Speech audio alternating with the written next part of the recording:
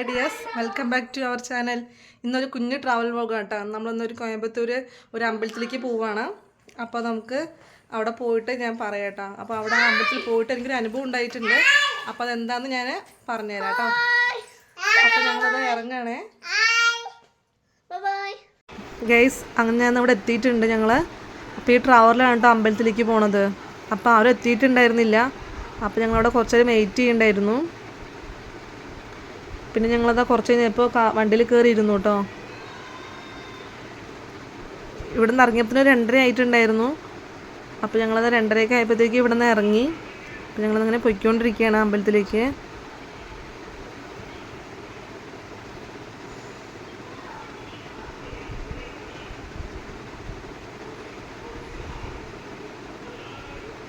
അങ്ങനത്തെ കോയമ്പത്തൂരെത്തി.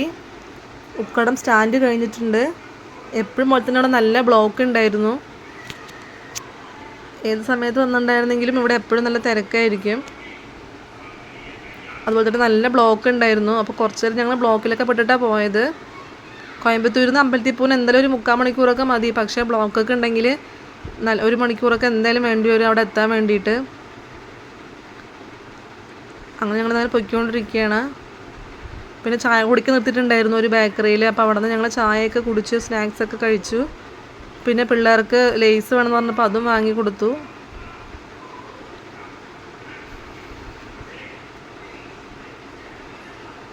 പിന്നെ അതൊക്കെ കഴിച്ച് ഞങ്ങളതങ്ങനെ പൊയ്ക്കൊണ്ടിരിക്കുകയാണ്.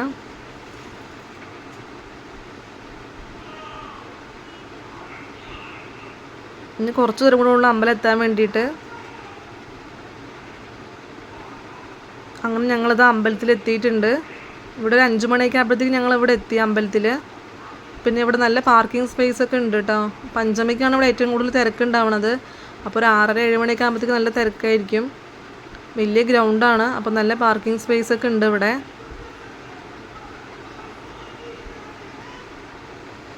പിന്നെ ഇവിടെ പഞ്ചമിക്കാണെന്ന് പറഞ്ഞല്ലോ വിളക്ക് വയ്ക്കണത്. അപ്പോൾ വിളക്ക് വയ്ക്കാനുള്ള സാധനങ്ങളൊക്കെ ഇവിടെ തന്നെ കിട്ടും കേട്ടോ. അമ്പലത്തിനടുത്ത് തന്നെ കടകളൊക്കെ ഉണ്ട്. അപ്പോൾ അവിടെ തന്നെ തേങ്ങ, പഴം, പിന്നെ പൂവ്, പച്ചരി അതൊക്കെ കിട്ടും. ഒരു സെറ്റിന് 200 രൂപയാണ് ഇവിടെ വില. പക്ഷെ ഞാനെല്ലാം ഇവിടെ നിന്ന് തന്നെ വാങ്ങിച്ചിട്ട് പോകും കേട്ടോ എപ്പോഴും. പിന്നെ അത് അമ്പലത്തിലോട്ട് അങ്ങനെ കയറുകയാണ്. അപ്പോൾ കയറുമ്പോൾ തന്നെ ഇവിടെ വലിയൊരു പ്രതിഷ്ഠയുണ്ട് വാരാഹി അമ്മൻ്റെ. അപ്പോൾ അവിടെ നന്നായി പ്രാർത്ഥിച്ചിട്ട് വേണം പോയിട്ട് വിളക്ക് വയ്ക്കാൻ വേണ്ടിയിട്ട്. ഞാൻ ഫസ്റ്റ് ടൈം വരുന്ന സമയത്ത് എനിക്ക് നല്ല വിഷമങ്ങളൊക്കെ ഉണ്ടായിരുന്നു, സങ്കടങ്ങളൊക്കെ ഉണ്ടായിരുന്നു മനസ്സിനകത്ത്. പക്ഷെ ഇവിടെ വന്ന് ഞാൻ വിളക്ക് വെച്ചപ്പോൾ തന്നെ എനിക്ക് അതെല്ലാം മാറിയിട്ടുണ്ടായിരുന്നു. ഭയങ്കര റിലാക്സ് ആയിരുന്നു. അങ്ങനെ തേങ്ങയൊക്കെ പൊട്ടിച്ച് തേങ്ങയിൽ മഞ്ഞളും കുങ്കുമമൊക്കെ വെച്ച് വിളക്ക് ഞാൻ വെച്ചിട്ടുണ്ട്. 3 പഞ്ചമിക്ക് വെക്കണം വിളക്ക്. അപ്പോൾ നമ്മൾ പ്രാർത്ഥിച്ചത് എന്തായാലും നടക്കും. അപ്പോൾ എനിക്കുണ്ടായ അനുഭവം ഞാൻ വീടിൻ്റെ ലാസ്റ്റ് ഞാൻ പറയുന്നുണ്ട്. അപ്പോൾ എല്ലാവരും അതൊന്ന് കേൾക്കണം.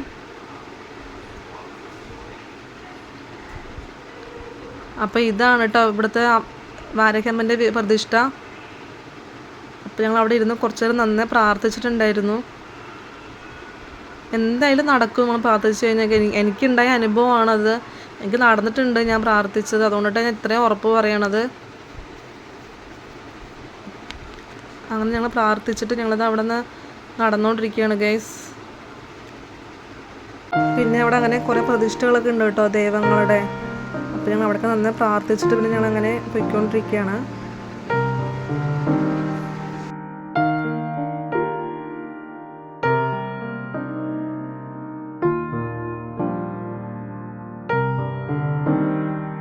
പിന്നെ ഇവിടെ ഏത് സമയത്ത് വന്നാലും ഇവിടെ അന്നദാനം ഉണ്ട് കേട്ടോ.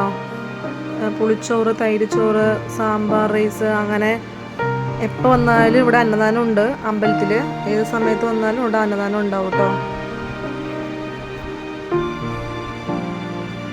ഗൈസ് അങ്ങനെ ഞങ്ങൾ പ്രാർത്ഥിച്ചൊക്കെ കഴിഞ്ഞിട്ട് ഞങ്ങൾ അവിടെ നിന്ന് ഇറങ്ങിയിട്ടുണ്ട്.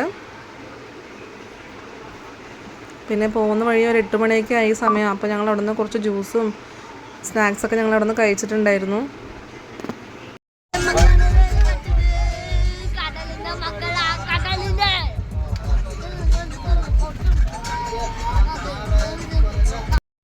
ഹായ് ഗൈസ്, അപ്പോൾ നമ്മളത് അമ്പലത്തിലേക്ക് പോയിട്ട് നമ്മളത് വീടെത്തിയിട്ടുണ്ട് കേട്ടോ. അപ്പോൾ ഞാൻ പറഞ്ഞിട്ടുണ്ടായിരുന്നു ഈ വാരാഹി അമ്പലത്തിൽ പോയിട്ട് എനിക്കുണ്ടായ അനുഭവം ഞാൻ പറയാമെന്ന്. അപ്പോൾ ഞാൻ ഒരു 7-8 മാസമായിട്ടുണ്ട് ഞാൻ വിളക്ക് വയ്ക്കാൻ പോകാൻ തുടങ്ങിയിട്ട്.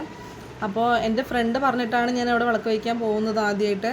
അപ്പോൾ അവൾ പറഞ്ഞിട്ടുണ്ടായിരുന്നു നമുക്ക് എന്ത് കഷ്ടം ഉണ്ടെങ്കിലും ഇവിടെ പോയി പ്രാർത്ഥിച്ച് വിളക്ക് വെച്ച് കഴിഞ്ഞാൽ എന്തെല്ലാം നടക്കുന്നു. അപ്പം എനിക്കൊരു കാര്യം ഉണ്ടായിരുന്നു, അത് കുറേ വർഷങ്ങളായിട്ട് തടസ്സങ്ങളായിരുന്നു നടക്കാണ്ട്. അപ്പം ഞാൻ ഇവിടെ ഫസ്റ്റ് 3 പ്രാവശ്യം വിളക്ക് വയ്ക്കണമെന്ന് പറഞ്ഞു കണ്ടിന്യൂസ് ആയിട്ട് പഞ്ചമിക്ക്. അപ്പം ഞാൻ ഫസ്റ്റ് ടൈം ഞാൻ പോയി പ്രാർത്ഥിച്ചു, അവിടെ വിളക്ക് വെച്ചിട്ട് ഞാൻ പ്രാർത്ഥിച്ചിട്ടുണ്ടായിരുന്നു. 3ാമത്തെ വിളക്ക് ആകുമ്പോഴത്തേക്കും എനിക്ക് എന്തായാലും അത് നടക്കണമെന്ന് ഞാൻ പ്രാർത്ഥിച്ചിട്ടുണ്ടായിരുന്നു.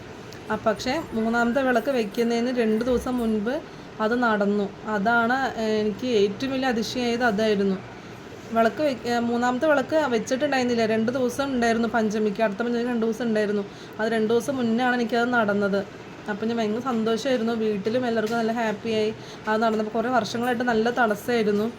അപ്പോൾ അവിടെ പോയിട്ട് 3 പഞ്ചമിക്കാണ് വിളക്ക് വയ്ക്കേണ്ടത്, കണ്ടിന്യൂസ് ആയിട്ട് വയ്ക്കണം വിളക്ക്. അപ്പോൾ നിങ്ങളെല്ലാവരും അവിടെ നിങ്ങൾക്ക് എന്തെങ്കിലും പ്രാർത്ഥന ഉണ്ടെങ്കിൽ ഉറപ്പായിട്ട് അത് നടത്തി തരും, ഉറപ്പാണത്. എനിക്കുണ്ടായ അനുഭവമാണ് ഞാൻ നിങ്ങളോട് പറഞ്ഞത്. അപ്പോൾ പറ്റുന്നവർ അവിടെ പോവുക, പോയി പ്രാർത്ഥിച്ചിട്ട് വരിക കേട്ടോ ഗൈസ്. അപ്പോൾ ഇത്രേ ഉള്ളൂ നമ്മുടെ വീഡിയോ. അപ്പോൾ വീഡിയോ ഇഷ്ടമായിട്ടുണ്ടെങ്കിൽ എല്ലാവരും ഒന്ന് ലൈക്ക് ചെയ്യുക, കമൻറ്റ് ചെയ്യുക, ഷെയർ ചെയ്യുക. എൻ്റെ ചാനൽ ആദ്യമായിട്ടൊക്കെ കാണുന്നെങ്കിൽ സബ്സ്ക്രൈബ് ചെയ്ത് സപ്പോർട്ട് ചെയ്യുക കേട്ടോ. Okay, by.